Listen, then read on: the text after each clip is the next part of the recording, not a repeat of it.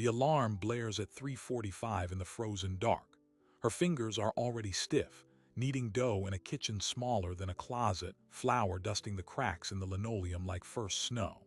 For 6 months, she has anonymously left a fresh, warm loaf at the penthouse door of the city's most elusive billionaire. It is a silent rebellion against her own hunger. This morning, the door opens before she can flee. He isn't holding the bread. He's holding the security footage. And the question in his eyes will unravel a hidden world of poverty living right under his gilded feet. Her name is Ilara, a baker paid barely enough to survive the shift she's working. She's one of America's nearly 3 million working poor, people who clock in full-time but whose paychecks still sink below the poverty line. Her anonymous gifts were never about charity. They were a silent scream against a system where the woman who makes the bread cannot afford to eat it. Now, a man with limitless resources is hunting for the truth behind the loaf. What he discovers will force a confrontation with a reality his wealth has always insulated him from. For the billionaire Alexander Thorne, the bread was first a nuisance, a mysterious, still-warm loaf appearing every Thursday like clockwork outside his penthouse door. His security team dismissed it, a prank, a fan, maybe a weird artisan marketing ploy. But Thorne was a man who built an empire on data patterns others missed. He noticed the consistency, the pre-dawn timing, the humble, perfect craftsmanship of the sourdough. It was an equation that didn't balance. Who gives a gift this diligent and insists on no recognition? He ordered the security footage pulled and enhanced, not just from his door but from the building service entrance, the loading dock, the alley. The grainy black and white images told a story he hadn't expected. A slight figure in a worn coat, face shadowed by a hood, moving not with the stealth of a stalker but with the weary purpose of a delivery person. They carried a simple cloth bundle. They never looked up at the cameras. Meanwhile, in a neighborhood 20 minutes and a world away, Ilara's reality was measured in ounces of flour and degrees of oven heat. Her official job was at Rise, a trendy artisan bakery where a single loaf sold for $14. She earned $16.50 an hour. After taxes and the brutal deduction for her mandatory uniform, black non-slip shoes, a branded apron, her weekly take-home pay hovered around $430. That number is not arbitrary. According to the Bureau of Labor Statistics, in 2022, $430.74 per week was the official low earnings threshold. If a full-time worker made less than that, they were statistically classified as experiencing low earnings, one of the three primary drivers of working poverty. Ilara hit all three: low earnings, periods of unemployment between jobs, and involuntary part-time work when her hours were cut without warning. Her apartment wasn't an apartment. It was a single room in a subdivided house she shared with two other service workers. The kitchen was a hot plate and a mini fridge. The bakery's ovens, which she had to fire up at 4 a.m., were her only real tool. She began the anonymous deliveries not from some grand charitable impulse, but from a specific, crushing moment. 6 months ago, during a brutal winter snap, she'd been finishing the pre-dawn bake. A delivery driver for a gourmet grocery service arrived, bustling in with boxes of overpriced imported butter and sea salt for the front of the house. He glanced at her flour-dusted clothes, her tired eyes. "Rough night," he joked. Then he gestured with his thumb toward the building across the street, Thorne's gleaming tower. "Be glad you're not delivering up there." Guy in the penthouse orders a $100 baguette basket every week. "Just for the aesthetic," I heard. "Most of it goes in the trash." The casual comment landed like a physical blow. She was literally making bread that would be discarded as a decoration, while her own dinner that night was a packet of instant noodles. The first loaf she left was an act of pure, angry irony. "You want bread as a prop? Here's real bread." She expected it to be thrown away or to trigger a security lockdown. Nothing happened. The loaf vanished. So she did it again the next week. And the next. It became a ritual, a silent protest against the absurd inequality that passed for normal. She was, in effect, donating back to the ultra-rich a tiny fraction of the value they extracted from labor like hers. Thorne's investigation was coldly efficient. His team traced the figure on the footage backward. They lost her in a maze of side streets and bus routes, but they identified the distinctive cloth of the bundle, a flour sack towel from a specific restaurant supply store. Cross-referencing purchase records with employee databases from local bakeries was simple for his analysts. Within 48 hours, he had a name, Ilara Vance, an address, an employment file, and a financial snapshot that made his blood run cold. Her annual earnings from her W-2 were $19,700. The rent for her single room was $800 a month. A quick calculation showed that after rent, she had less than $250 a month for everything else: food, transportation, clothing. The math was violent in its simplicity. It was impossible, and yet she was doing it. This was the person leaving him gifts. The revelation dismantled Thorne's initial theory of a quirky admirer. This was something else, a signal, an indictment. He faced a choice any billionaire is trained to make: contain it, have security intercept her, issue a trespass warning, make the problem disappear, or investigate the system that produced this bizarre, poignant transaction. Curiosity and perhaps a thread of guilt won. He didn't intercept her. Instead, he had a discreet, high-resolution camera installed facing the penthouse door. He wanted to see her face. On Thursday at 3:58 a.m., the silent alarm triggered. Thorne, awake in his study, watched the live feed. He saw Ilara step out of the service elevator, shoulders hunched against the building's sterile chill. She wasn't wearing the fashionable apron from Rise. She wore a faded sweatshirt. Her hands, as she carefully placed the loaf on the marble floor, were red and work raw. She paused for just a second, looking not at his door, but at the city lights sprawling through the floor-to-ceiling windows at the end of the hall. Her expression wasn't angry or pious. It was hollow, resigned. Then she turned and vanished back into the elevator. That hollow look haunted him. It was the face of a person who had given up expecting anything to change. The next day, he did something unprecedented. He bypassed his executive assistant and his security detail. Using the internal database, he found the direct line for the manager of Rise Bakery. He called, identifying himself only as a building manager from the Orion Tower conducting a background check. He asked about Ilara Vance's schedule. The manager, eager to please a call from Thorne's zip code, gave him everything. She worked the dawn shift, 4 a.m. to noon, Tuesday through Sunday. She was a model employee, never late, but she kept to herself. She had once asked for a small advance on her paycheck to cover a medical copay, which was denied per company policy. Thorne's plan formed with clinical precision. He would go to the bakery himself.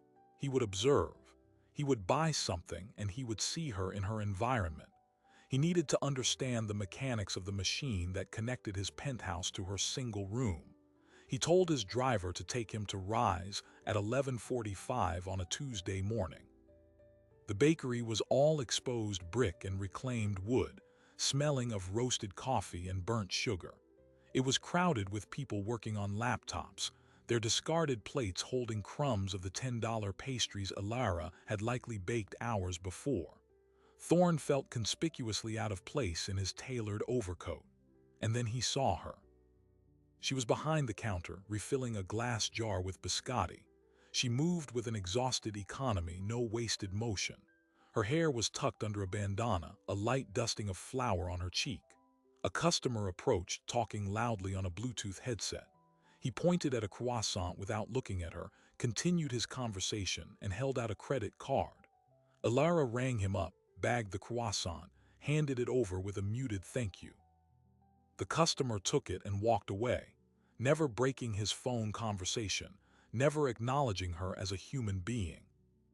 In that moment, Alexander Thorne, a man who negotiated billion-dollar mergers, understood the transaction he had been part of for months. He wasn't receiving a gift. He was the final point in a chain of silent extraction. The bread was a product of her labor, made in the dead of night, delivered in the freezing dark, given freely because the system that paid her had already taken everything else of value, and he had accepted it weakly without a thought.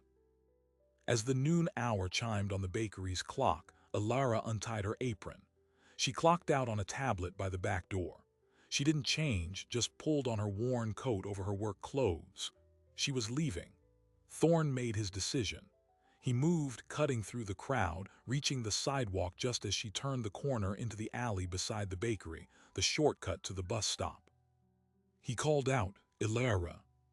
She froze, then turned slowly. Her eyes widened in recognition, then immediately shuddered with fear. She knew exactly who he was. The $100 baguette baskets, the man from the penthouse, the billionaire whose security she had been evading for half a year. He saw the panic flash across her face, the instinct to run. He held up his hands, a gesture of peace. "I'm not here to cause trouble," he said, his voice softer than he intended. I need to talk to you about the bread." Ilara took a step back, her back brushing the rough brick of the alley wall. The distance between them was only 10 feet, but it spanned the entire American economy. Her voice, when it came, was barely a whisper, strained from disuse and shock. "What about it?" Thorne took a breath, the words feeling inadequate before he even said them. "I want to know why you gave it to me." Ilara's fear suddenly hardened into something sharper, a defiant, weary anger. She looked him directly in the eye, her gaze stripping away his wealth, his power, his title. "You really don't know, do you?" she said. And then she told him, not about the bread, but about the math. The $430 a week, the $800 room, the instant noodles, the medical copay that was denied. She spoke in flat, brutal numbers, each one a brick in the wall of her impossible life. When she finished, the alley was silent except for the distant hum of traffic. Thorne stood there, his mind reeling. The data he'd seen on a screen was now a person, shivering slightly in the cold alley light, waiting for him to pronounce judgment. He had pursued a mystery and found a crisis, not hers, but his own. The central question of the documentary was no longer, who is the mysterious baker? It had become, what does a man do when he discovers his luxury is built on another person's poverty? He made his second unprecedented decision of the day. "Show me," he said.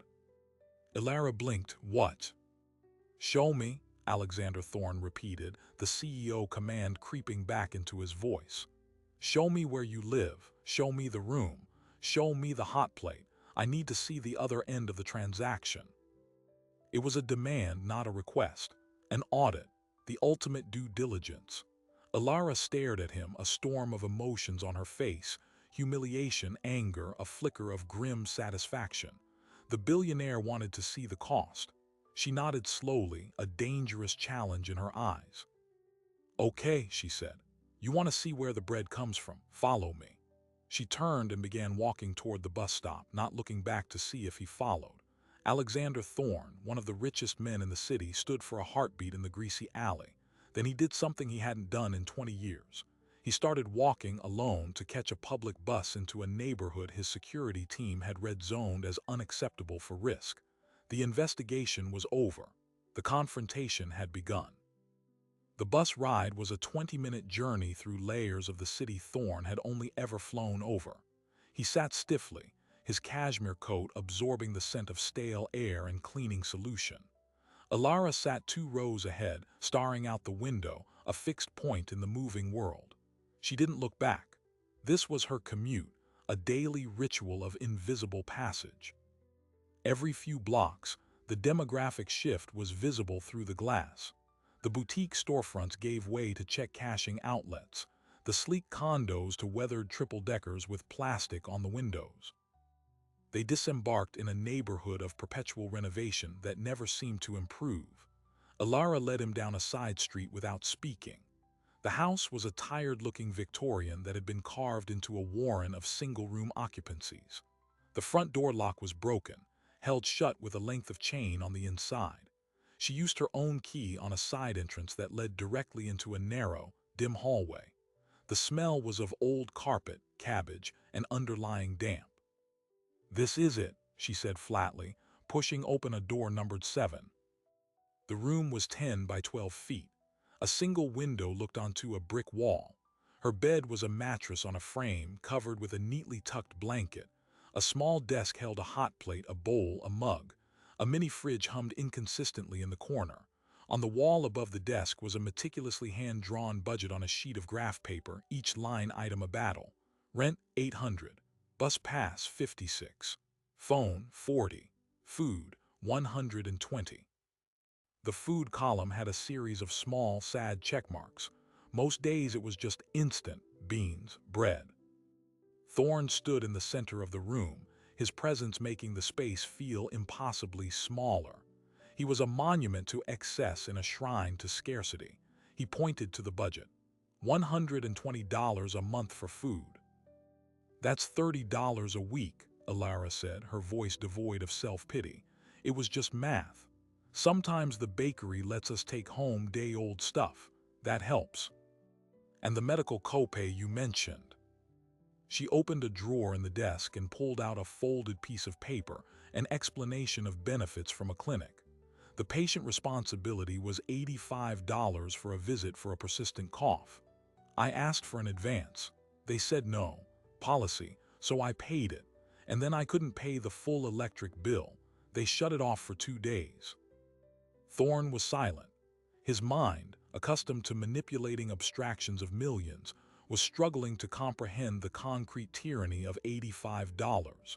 This was the reality behind the Bureau of Labor Statistics, dry term, low earnings. It wasn't a data point. It was a cascading series of crises where a single unexpected cost could collapse the entire precarious structure. His eyes landed on the only personal item in the room, a framed photograph on the mini fridge. A younger Alara, maybe 18, with a woman who shared her eyes, standing in front of a small house with a sunlit garden. "Your mother?" he asked. Alara's posture, which had been rigid with defiance, softened by a fraction. "Yeah, she passed 5 years ago, medical debt, the house that's gone too." The story spilled out in short declarative sentences. Her mother, a home health aide, got sick. The insurance was minimal. The debts mounted. They lost the house. Her mother died. Alara, with no degree and no savings, entered the service economy treadmill. The photo was all she had left of the stability that had been mathematically erased. Thorne had come to audit a mystery. He was now auditing a funeral. The loaf of bread was no longer just a gift. It was a relic from a life that had been foreclosed on. He felt a cold, unfamiliar sensation, a moral vertigo. His penthouse, his $100 baguette baskets, existed in the same ecosystem as this 10 by 12 room and its $85 medical crisis. He wasn't just a passive beneficiary of inequality. He was an active component in the machine that produced it. "Why this neighborhood?" he heard himself ask. "Why this house?"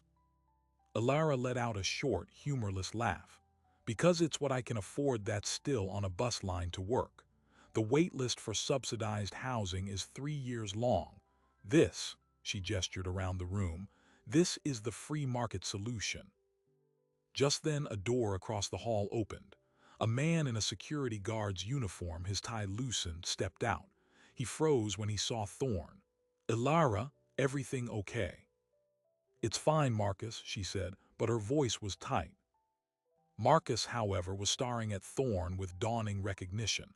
His eyes widened. "Hold up, I know you. You're Alexander Thorne." The security guard's training kicked in. He was literally looking at a face from financial news segments. "What are you doing here?" Thorne had no prepared answer. The truth was absurd. "I'm here because this woman has been leaving me bread, and I needed to see the economic data in person." Alara answered for him. "He's just leaving." She looked at Thorne, her message clear. "You've seen it. Now go." But Thorne didn't move. He looked at Marcus. "You're a security guard. Where?" "Over at the Westin downtown. Night shift." Marcus's suspicion was palpable. "And you live here?" Marcus's jaw tightened. "Yeah, I do. The Westin pays $17 an hour. After taxes, child support for my 2 kids, and this rent, this is what's left." He echoed Alara's gesture to his own door, which presumably opened into an identical cell. "What's your interest, Mr. Thorne? You buying this building too?" The question was a punch, too, Thorne asked. Marcus nodded down the hall. "The management company that runs this place, Steadfast Properties, it's a subsidiary. I looked it up when they raised the rent last year. The parent company is Orion Holdings." He locked eyes with Thorne. "Your company." The revelation landed with the force of a physical blow. The vertigo became a nauseating spiral. Thorne's investment portfolio was vast, a sprawling tree of holdings managed by teams of people. He knew the major assets, the flagship properties. He had never, not once, looked at the lowest-tier subsidiaries, the ones that managed distressed properties in neighborhoods like this. The bread had not just led him to a poor baker, it had led him to his own tenant. The anonymous gift had been delivered, by a cruel and perfect irony, from one of his own employees to his own door. He was, literally, her landlord. Alara's face went pale. She hadn't known. The betrayal in her eyes wasn't just personal, it was systemic. She had been trying to send a message in a bottle to the distant king, only to discover the king owned the factory that made the bottles, the ocean it was tossed into, and the shore she was stranded on. Thorne's phone, which had been buzzing intermittently in his pocket, now rang with the specific tone reserved for his head of security. He ignored it. The buzzing became a persistent, angry hum. "I need to take this," he said, his voice sounding foreign to himself. He stepped back into the grim hallway and answered, "Jonathan." "Sir, your location is showing you in the Cypress Hills district. Our risk protocols are flashing red. I have a team ready to mobilize. Are you in distress?" Jonathan's voice was tight with professional alarm. "No distress," Thorne said, watching Alara's door, which she had closed softly between them. "I'm conducting field research." "Sir, with respect, that area is not secure for you. We have no advance team, no sweep. You are completely exposed. Please provide your exact address so we can extract you." Extract him like he was in a war zone, and perhaps in a way he was, a war zone of economic disparity that his investments helped maintain. "Stand down, Jonathan, I'm safe. Do not send a team, that's an order." "Sir." "That's an order," Thorne repeated and ended the call. He stood alone in the dim hall, the weight of the revelation crushing down on him. He owned this, not just in a financial sense but in a moral one. The call had clarified something. His security team saw this place as a threat to be managed. He was beginning to see it as a crime scene, and he was a principal beneficiary of the crime. He knocked softly on Alara's door. After a moment, it opened a crack. "I didn't know," he said, the words utterly inadequate. "But you do now," she replied.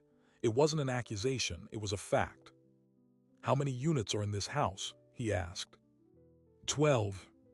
"And how many people here are like you, working full-time?" Alara shrugged. "Most of them, Marcus. The woman in 3, she's a home health aide. The guy in 5 drives for Uber. We're all making it work, just." She paused, then offered the ultimate evidence. "Come see the kitchen." She led him down the hall to a small, grimy communal kitchen. The linoleum was cracked. One of the 4 burners on the stove was broken, but it was the refrigerator that stopped him. It was covered in magnets holding up flyers for job fairs, community college brochures, and in the center, a handwritten sign titled Pantry.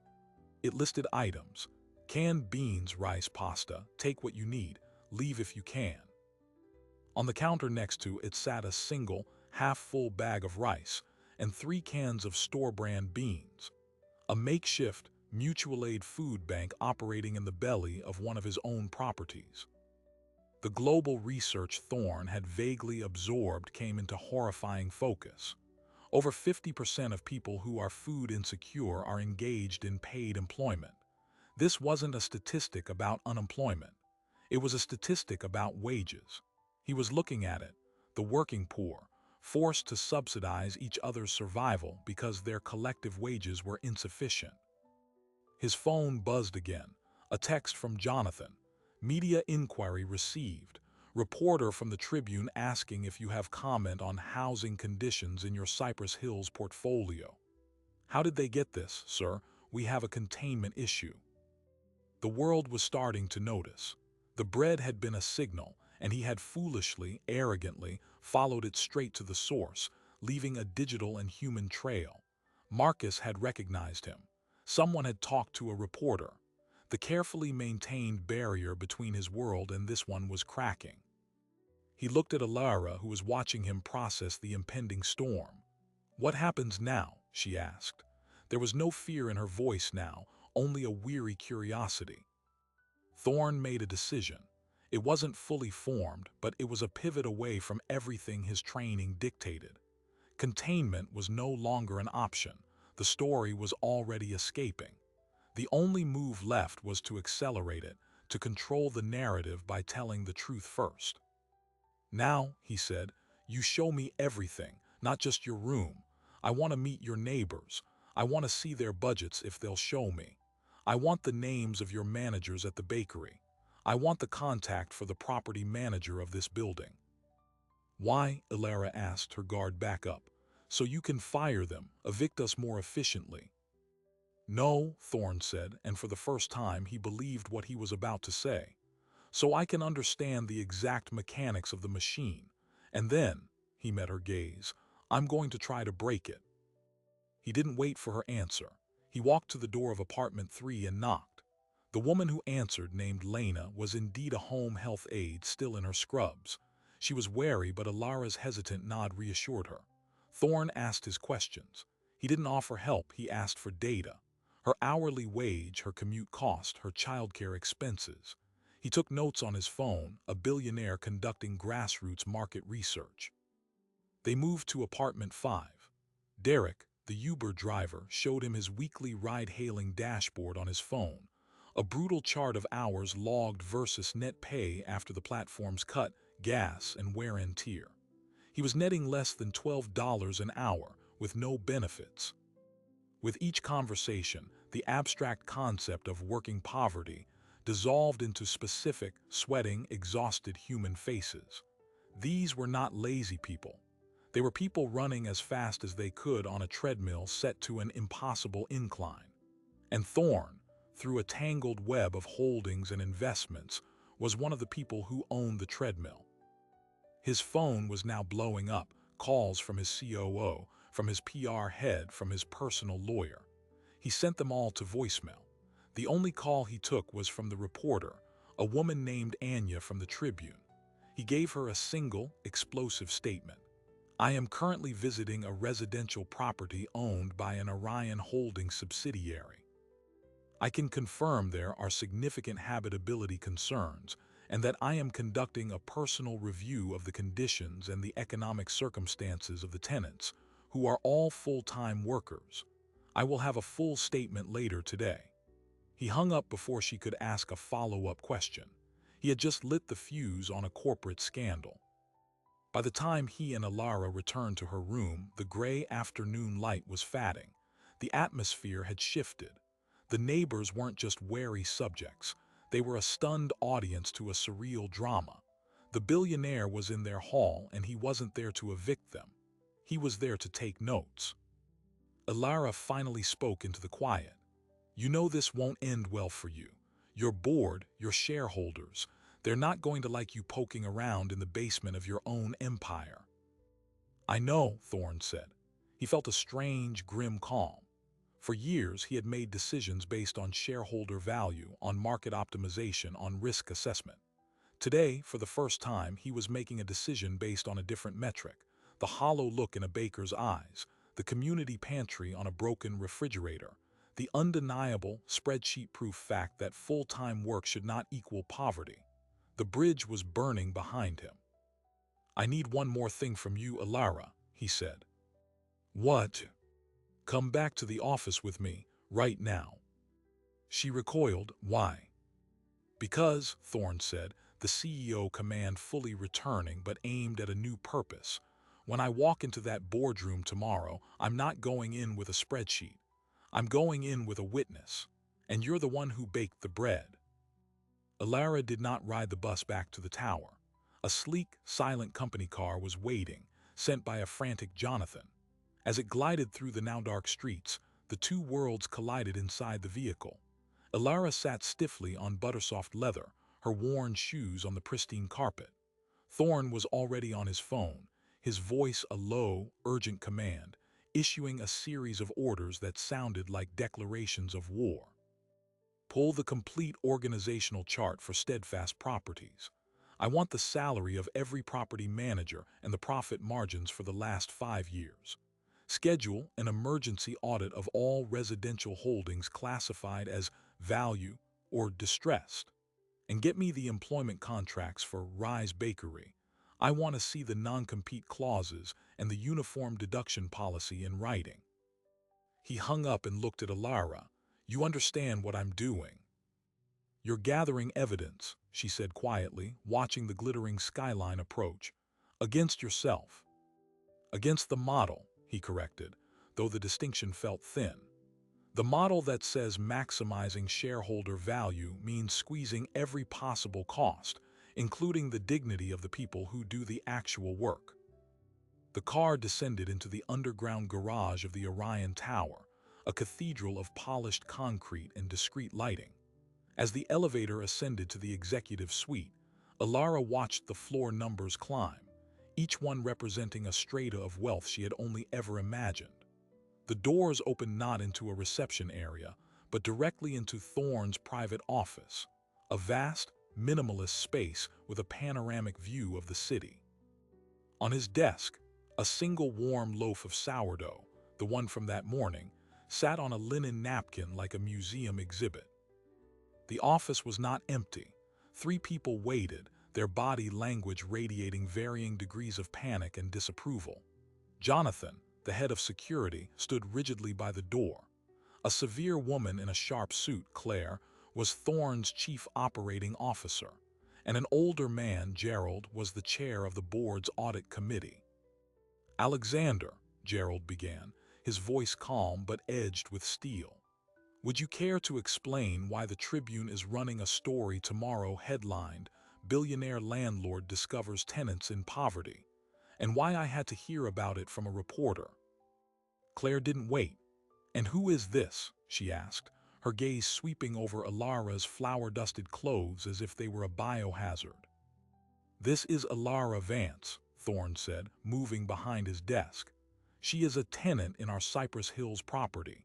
She is also a baker at Rise and the person who has been leaving bread at my door for 6 months. She is here as a consultant. A consultant, Claire repeated, the word dripping with disbelief. On what? Household budgeting for the economically challenged.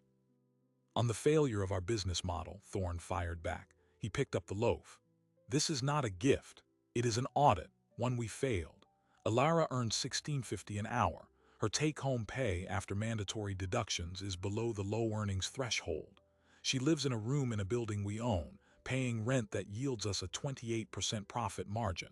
She is food insecure. According to our own research department's data, over 50% of food insecure people are employed. She is not an outlier, she is the product. Gerald held up a hand. Alexander, the social safety net is not the responsibility of a publicly traded corporation. Our fiduciary duty is to our shareholders.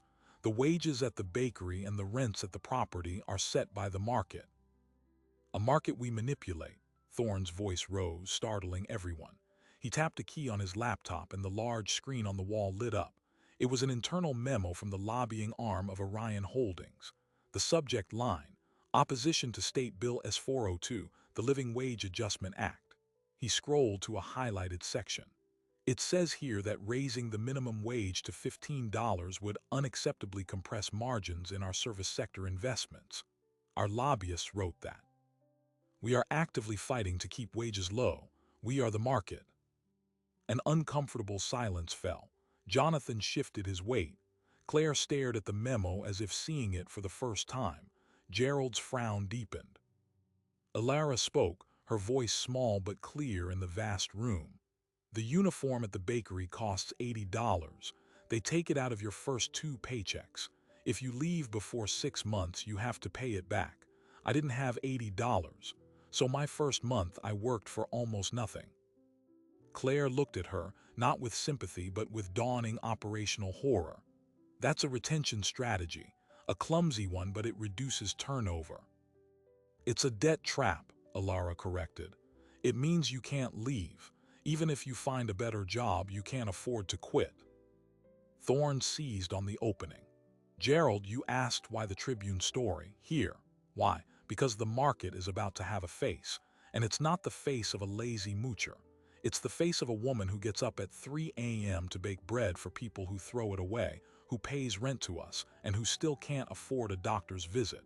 The court of public opinion is about to render a verdict on our fiduciary duty, and we will lose. Gerald leaned forward, his hands steepled. What is it you propose, Alexander? We raise wages across the board. We slash rents. The stock would tank. The board would remove you by the end of the week. I propose we get ahead of it, Thorne said. We don't wait for the story. We release our own. We announce an immediate review of wages and benefits across all Orion-controlled service entities.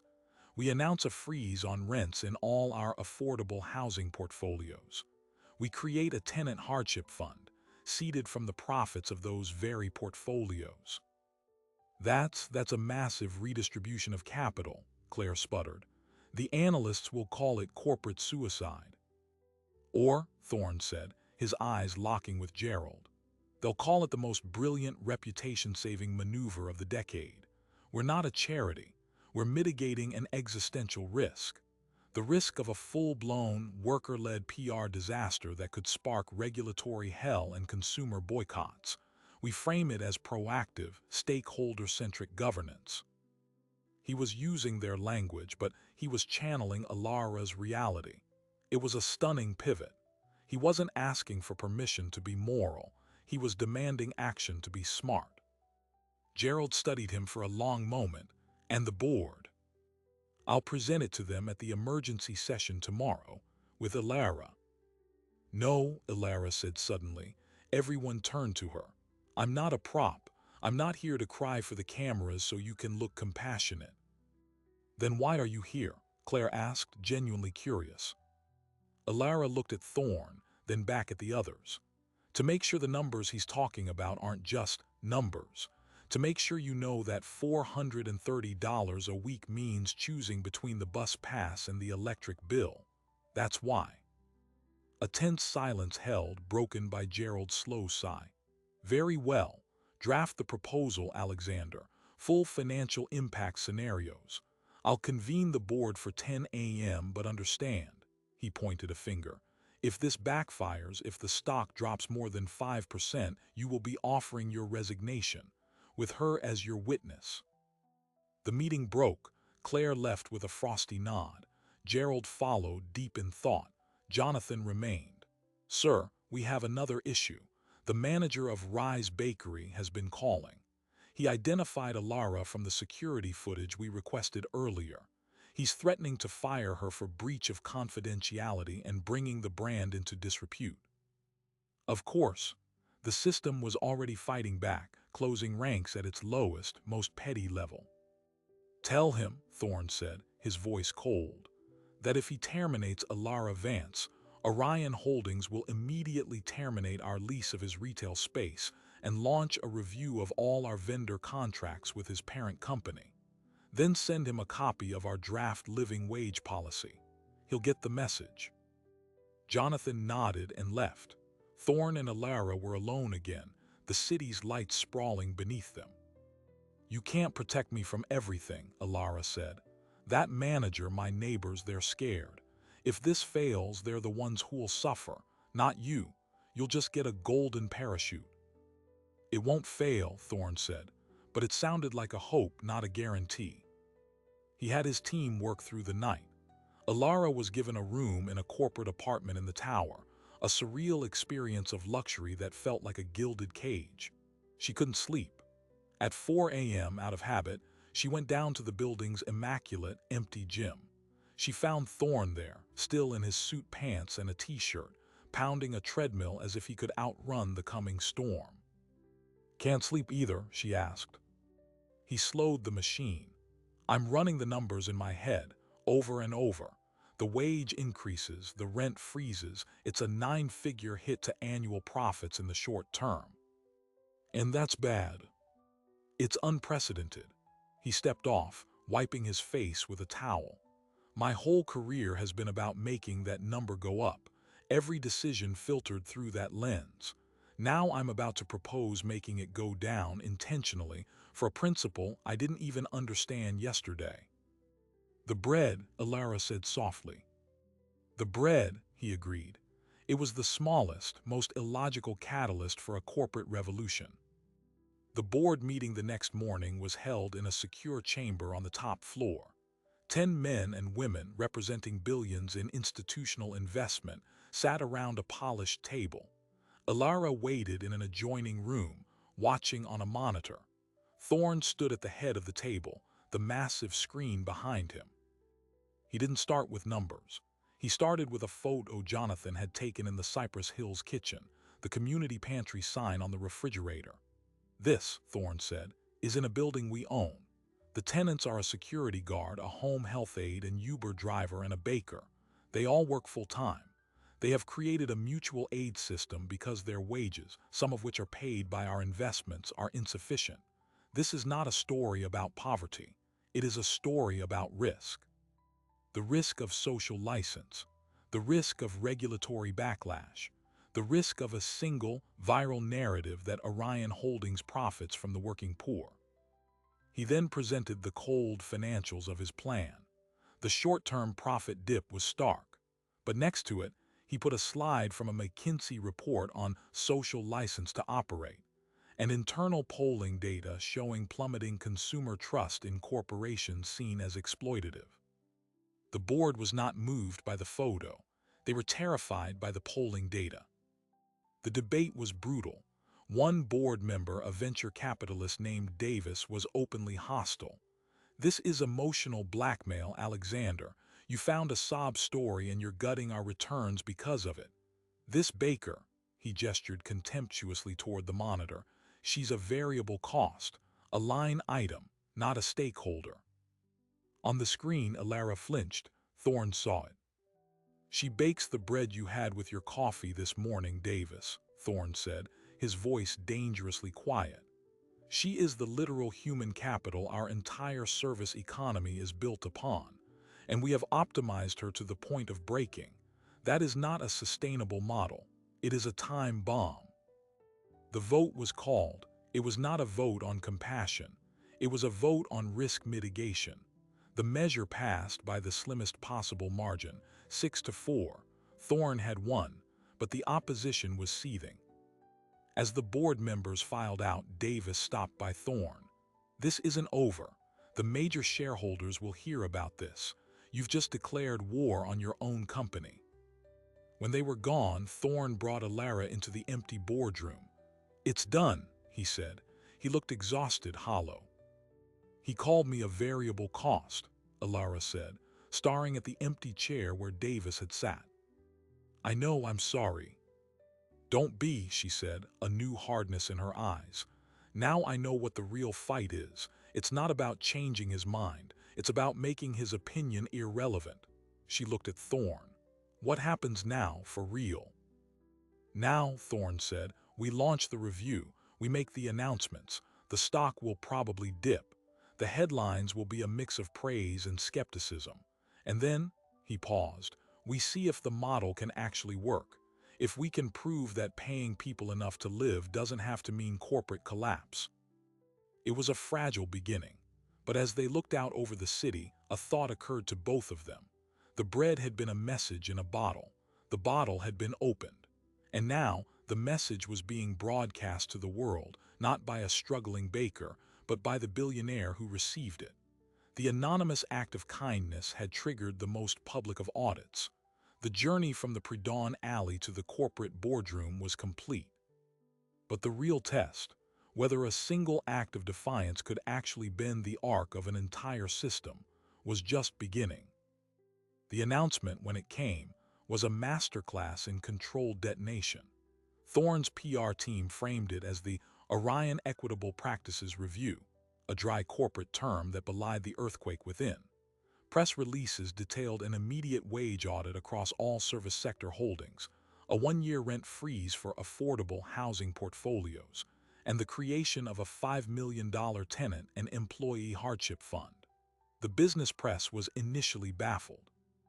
CNBC anchors scrambled, calling it either visionary stakeholder capitalism or a stunning capitulation to activist pressure. The stock, as predicted, dipped 4.2% in the first hour of trading. Thorne watched the ticker in his office, a faint smile on his lips. The board's panic was palpable over the conference call. Davis was practically shouting, "I told you, the market is punishing this sentimentality." But then something unexpected happened. By midday, a counter-narrative emerged on social media, fueled by the Tribune's now-published article.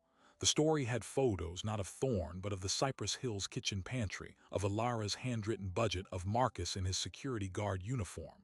The headline was brutal in its simplicity: "The Billionaire and the Bread, when the 1% discovers the working poor live in his buildings." It wasn't about corporate policy. It was a human story. And it went viral. Consumer sentiment, measured by a real-time analytics firm, began to swing. Not among all demographics, but crucially among millennials and Gen Z, who represented Orion's future customer base. The hashtag bread and accountability started trending. Memes juxtaposed Thorne's luxury tower with Alara's single room. The dip in the stock price slowed, then stabilized. The market, it seemed, was trying to price in a new variable: public goodwill. On the ground, the changes were immediate and tangible. At Rye's Bakery, the manager, thoroughly chastened by Thorne's threat, called a staff meeting. He announced a raise to $19 an hour for all bakers and baristas, and the elimination of the uniform deduction policy. He handed Alara an envelope, a reimbursement for her initial uniform cost, with back pay calculated for the wage increase. It was $827. For Alara, it was a fortune. It was stability. In the Cypress Hills house, a notice was taped to every door. It was not from Steadfast Properties, but from Orion Holdings, bearing Thorne's signature. It announced the rent freeze and detailed a process for tenants to apply for repairs from the new hardship fund. Lena, the home health aide, cried when she read it. Her bathroom sink had been dripping for a year. But the system, as Alara predicted, fought back. Not through grand corporate maneuvers, but through 1,000 paper cuts. The manager at Rise became coldly polite to Alara, scheduling her for the least desirable shifts. At the Cypress Hills building, the regional property manager for Steadfast was furious. His bonus was tied to profit margins. He began conducting aggressive unit inspections, citing tenants for minor infractions: a cord across a room, a personal microwave, threatening fines that would circumvent the rent freeze. Thorne's revolution was being suffocated by middle management. Alara brought this to Thorne during one of their now regular meetings in his office. She was no longer a stunned visitor. She was a sharp-eyed field reporter. "You changed the policy at the top," she said, showing him photos of the inspection notices on her phone. "But the people in the middle, their incentives are still to squeeze. They're scared of you, but they're more scared of losing their own bonuses." Thorne realized his error. He had changed the numbers on the spreadsheet, but he hadn't changed the culture. The model was a living organism, and it was rejecting the transplant. He made another unprecedented move. He summoned the entire regional and district management team for Steadfast Properties, over 50 people, to a meeting at a hotel. He did not bring slides. He brought Alara, Marcus, Lena, and Derek. He had them sit at a table at the front of the room. "For the next hour," Thorne told the room of bewildered managers, "you are not going to report to me. You are going to listen to them. They are your customers. They are the product. And right now, the product is telling you the experience is defective." One by one, Alara and her neighbors spoke. They talked about the punitive inspections, the ignored maintenance requests, the feeling of being treated as a risk instead of a person. Marcus looked at the head of security for the residential division. "You want to know about real security risk," he said. The risk is when people who have nothing left to lose stop believing the system works at all. I see it every night on my shift. You're creating that risk. The room was stone silent. The property manager who had ordered the aggressive inspections looked pale. After the tenants left, Thorne addressed the room again. Your performance metrics are hereby changed, effective immediately. No more bonuses tied solely to profit margin or vacancy rates. Your bonuses will now be tied to tenant satisfaction scores and habitability standards. If the people in our properties are struggling, you have failed. Your job is no longer to extract maximum value. It is to ensure minimum dignity. Anyone who has a problem with that has a resignation letter on file. It was a brutal cultural shock therapy. Several managers quit within the week, but those who stayed began tentatively to engage differently. Repairs got made faster. The inspection notices stopped. Meanwhile, Ilara's life was transforming in chaotic ways. The viral story made her a minor public figure. She was invited to speak on a panel about economic justice at the city's university. Nervous, she agreed. Standing at the podium, looking at students who would soon enter the same precarious workforce, she didn't talk about Thorne. She talked about the math. She put her old budget on the screen. This, she said, her voice gaining strength, is what a strong economy looks like for millions of people. Your job is not to be inspired by my story. Your job is to make sure you never have to live it. The speech got a standing ovation. Afterward, a group of workers from a chain coffee shop approached her. They were trying to unionize. They asked for advice. Ilara, who had never been in a union, connected them with the local labor council she'd recently learned about. The ripple effect was beginning. Back in the corporate sphere, the backlash crystallized. Davis, the hostile board member, made his move. He quietly rallied several large institutional shareholders, pension funds and hedge funds that cared only about quarterly returns. They filed a notice for a special shareholder vote, a motion to reverse the Equitable Practices Review, and a motion of no confidence in Thorne's leadership. The fight was going public. The financial media was now obsessed. Analyst reports were split. One side argued Orion was sacrificing competitiveness.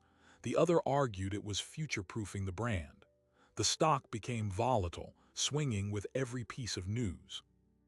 The night before the shareholder vote, Thorne found Ilara in the corporate apartment's kitchen. She was baking. The familiar scent of sourdough filled the sterile space. She was making a loaf for the next day's meeting. "A peace offering?" Thorne asked, leaning against the doorway. "A reminder," she said, not looking up from the dough, "of where this started. It wasn't about shareholder votes or media cycles. It was about bread. About one person saying, 'This is wrong,' in the only way she knew how." Thorne was silent for a long moment. "I might lose tomorrow," he said quietly. "If I do, the policies will be rolled back. The rent freezes will end. The wage audits will be shelved." Ilara finally looked at him. "Then we'll have lost a battle, not the war. My mother used to say you can't bake a loaf with just one ingredient. It takes flour, water, salt, time, and heat. You are the heat, Alexander, unexpected and intense, but the flour is the workers. The water is public attention. The salt is the anger. And time, we're just starting." Shareholder meeting was a spectacle, held in a vast convention center. The room was divided, suits on one side, a surprising number of community organizers, service workers, and clergy members on the other, having bought single shares to gain entry. Thorne and Davis presented their cases back to back. Davis spoke of fiduciary duty, of betrayal, of lost value. Thorne spoke of systemic risk, of social license, and he ended not with a graph, but by holding up the loaf Ilara had baked. "This cost a few dollars to make. The system that produced it almost broke the person who made it. We can do better, and if we don't, the world will eventually force us to." The vote was electronic, anonymous, and agonizingly slow. The results flashed on the screen. The motion of no confidence in Thorne's leadership defeated 52% to 48. The motion to reverse the Equitable Practices Review defeated 51% to 49. He had won by a hair, by a single percentage point. The room erupted. But the final, surprising detail came not from the vote, but from the aftermath. A week later, Thorne received a formal petition. It was signed by over 200 non-managerial employees across Orion Service Holdings, janitors, security guards, maintenance workers, cafeteria staff. They weren't asking for anything. They were offering something. They proposed the creation of a workers' council, a formal body with elected representatives to meet quarterly with management and review policies affecting frontline employees. They cited the positive dialogue started by Thorne's actions as their inspiration. They had organized themselves, not for a raise but for a seat at the table. The heat had sparked the rise. Alara did not take a corporate job. With the back pay and a small business loan Thorne personally guaranteed, not as a gift, but as an investment, she leased a small storefront 2 blocks from the Cypress Hills house. She called it the Starter. It was a worker-owned bakery cooperative. Her first hires were Lena, who wanted out-of-home health care, and Marcus, who wanted a day shift. They baked affordable loaves for the neighborhood and supplied high-end restaurants downtown. The profit-sharing model meant that when the bakery did well, everyone's rent got easier to pay. The Thursday bread deliveries to the penthouse stopped. Instead, every other week, Thorne comes down to the Starter. He buys his own bread, pays full price, and has coffee with Alara. They are not friends, not exactly. They are allies in an ongoing, messy experiment. The billionaire and the baker, bound by a single loaf that exposed a fracture in the world. The system did not shatter, it bent. A wage floor was raised in a few dozen companies. Rents were stabilized in a few hundred units. A handful of workers became owners. It was a tiny adjustment in the vast machinery of global capital. But for the people in the Cypress Hills house, the adjustment meant they could breathe. For Alara, it meant a future she could shape. The documentary's central question: what does a man do when he discovers his luxury is built on another's poverty? Found its answer in a series of difficult, imperfect, and ongoing choices. The anonymous act of kindness didn't end poverty. It started a conversation that escaped the alley, invaded a boardroom, and proved that sometimes the most powerful lever for change is not a protest sign or a policy paper, but a simple, undeniable truth delivered without a word. So what does this story of a baker and a billionaire actually prove? That one act of anonymous kindness can topple an unjust system? No, the system is far too large, too entrenched. What it proves is more subtle and in some ways more powerful. It proves that the system is not a monolith. It is a network of relationships, of transactions, of unseen connections between the penthouse and the pantry. And those connections can be made visible. They can be questioned. Alara's bread was a data point. A single, warm data point that escaped the spreadsheet and demanded a human response. Alexander Thorne's journey was an audit, not of her finances, but of his own conscience and his corporation's footprint. Their story is a case study in what happens when the abstract statistic of working poverty is given a face, a name, and a recipe for sourdough. The Bureau of Labor Statistics tells us that in 2022, 2.5% of full-time workers were classified as working poor. That's millions of Alaras and Marcuses and Lenas, not unemployed, not unskilled, working. And still, according to research from UC Davis, over 50% of people who are food insecure are engaged in paid employment. This is the hidden architecture of our economy, people working full-time jobs who still cannot afford the basics. The lesson of the bread is not that every billionaire needs a moral awakening. It's that inequality is not an accident, it is an outcome. It is the sum total of thousands of small, rational decisions. A wage cap here, a rent increase there, a lobbying effort against a living wage bill that collectively create an irrational, inhuman result. But if it is built by decisions, it can be unmade by decisions. Different ones.